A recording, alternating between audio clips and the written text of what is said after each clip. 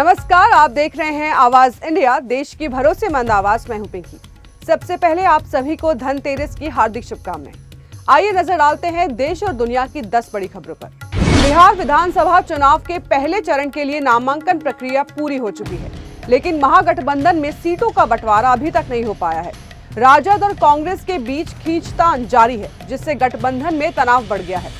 कांग्रेस राहुल गांधी की वोट चोरी यात्रा के बाद अपनी ताकत बढ़ने का हवाला देकर ज्यादा सीटों की मांग पर अड़ी है, जबकि राजद 2020 के प्रदर्शन के आधार पर अधिक सीटें देने को तैयार नहीं है।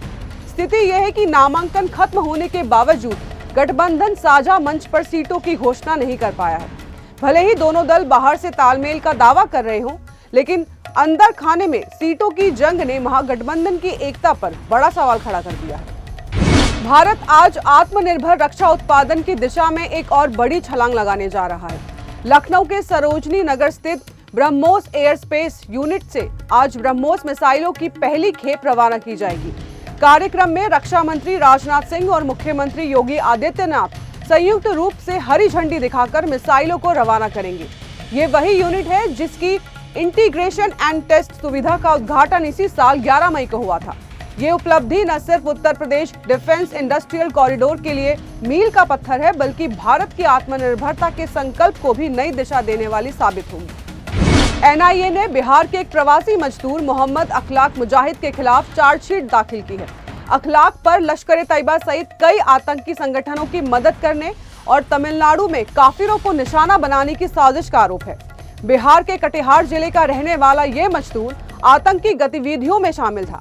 एनआईए ने उस पर भारतीय न्याय संहिता और यूपीए की कई धाराओं में आरोप लगाए हैं। चार्जशीट चेन्नई की एनआईए की विशेष अदालत में दाखिल की गई है। भगवान राम की तपोभूमि चित्रकूट में आज धनतेरस से 5 दिवसीय दीपदान मेला शुरू हो रहा है। 23 अक्टूबर तक चलने वाले इस मेले में लगभग 30 लाख श्रद्धालुओं के जुटने की संभावना है।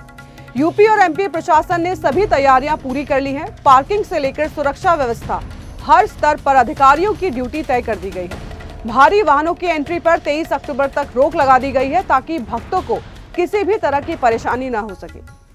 उत्तर प्रदेश के फर्रुखाबाद में चलती बाइक पर पटाखों से भरे बैग में धमाका हो गया।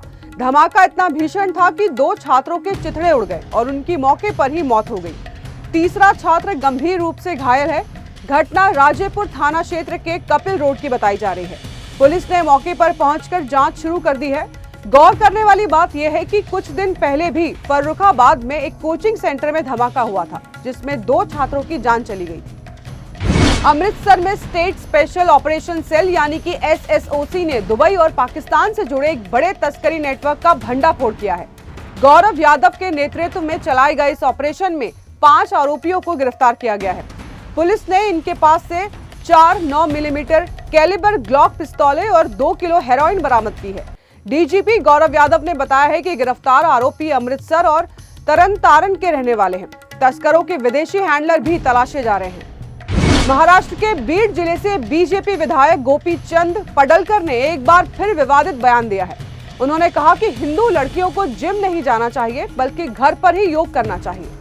विधायक ने आरोप लगाया है कि जिम ट्रेनर लड़कियों को फंसाने की कोशिश करते हैं और उनके खिलाफ षड्यंत्र चल रहा है। उन्होंने युवतियों को सतर्क रहने और विरोध तंत्र खड़ा करने की बात कही है। ये पहली बार नहीं है जब पडलकर अपने बयानों को लेकर चर्चा में है। भगौड़े हीरा कारोबारी मेहुल चौकसी के प्रत्यर्पण को एंटवर्प की अदालत ने मंजूरी दे दी है। अदालत ने कहा है कि भारत के अनुरोध पर बेल्जियम में हुई गिरफ्तारी पूरी तरह वैध थी। चौकसी के पास अब हाई कोर्ट में अपील का विकल्प बचा है। पीएनबी घोटाले में वांछित मेहुल चौकसी को भारत लाने के लिए सीबीआई लंबे समय से कोशिश कर रही थी। ये फैसला उस दिशा में बड़ी सफलता मानी जा रही है। अमेरिकी राष्ट्रपति डोनाल्ड ट्रंप ने एक बार फिर विवादित बयान देते हुए दावा किया है कि भारत जल्द रूस से तेल खरीदना बंद कर देगा। ट्रंप ने कहा है कि प्रधानमंत्री नरेंद्र मोदी ने उन्हें इस बारे में आश्वासन दिया है। हालांकि भारत सरकार ने इस दावे को पहले ही खारिज कर दिया था। ट्रंप के बयान ने कूटनीतिक हलकों में फिर हलचल मचा दी है। विशेषज्ञों का मानना है कि अमेरिकी चुनावों से पहले ट्रंप भारत को लेकर अपनी छवि मजबूत करना चाहते हैं।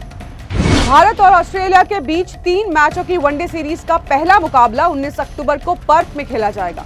टीम इंडिया की कमान इस बार शुभमन गिल के हाथों में है, जबकि ऑस्ट्रेलिया की ओर से मिचेल मार्श कप्तानी करेंगे।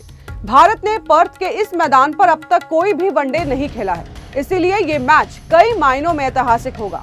गिल की कप्तानी में टीम इंडिया नए जोश और रणनीति के साथ मैदान में उतरने को तैयार है।